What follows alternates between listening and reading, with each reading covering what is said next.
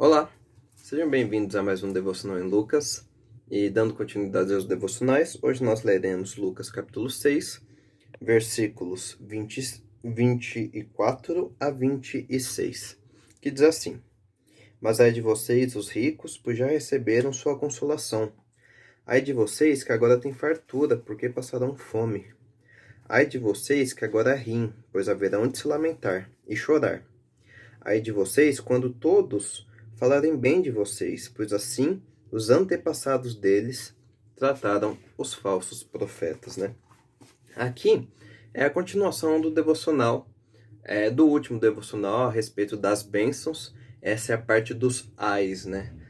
No devocional passado, o mote do devocional eram as palavras bem-aventurados sois vocês. Aqui, as palavras principais são ai de vocês, né?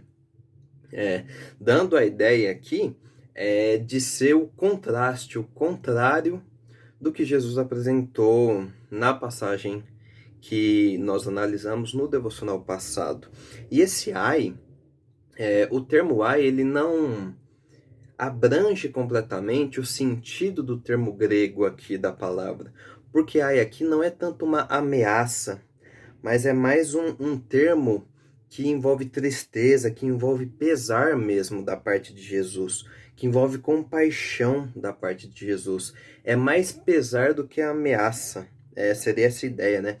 Uma expressão que poderia abarcar de uma forma mais completa o sentido do ai seria que terrível, né? Que triste, que situação terrível. Essa é a ideia que Jesus quer passar. E novamente a gente vê aqui de forma muito clara os contrastes do reino de Deus, né? Abençoando aquilo que as pessoas normalmente não veem como bênção e falando que aquilo que na verdade elas veem como bênção pode ser muitas vezes uma maldição na vida delas, pode ser uma condição terrível, uma condição de lástima. Ai de vocês, os ricos, pois já receberam sua consolação. Da mesma forma que aqui os ricos, na verdade, da mesma forma que no devocional anterior, os pobres não queriam dizer apenas a pobreza material, mas a pobreza de espírito, e aqueles que são pobres de espírito são bem-aventurados.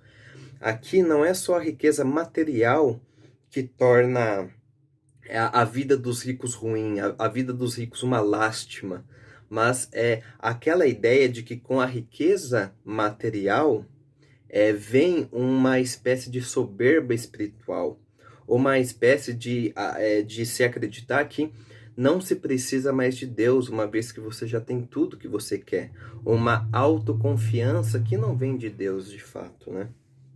É isso que Jesus está condenando aqui. A autoconfiança que a riqueza pode trazer.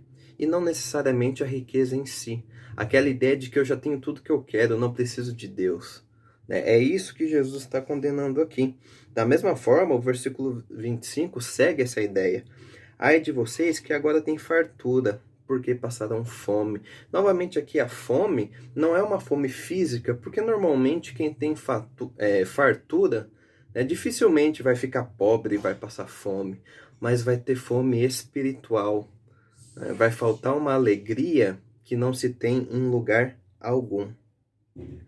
Ai de vocês que agora riem, pois haverão de se lamentar. Novamente aqui, o riso não é o riso por si só. Jesus era um homem muito feliz, era um homem que ria das situações. O que Jesus está condenando aqui, novamente, em contraste com a passagem anterior, qual que é a passagem anterior?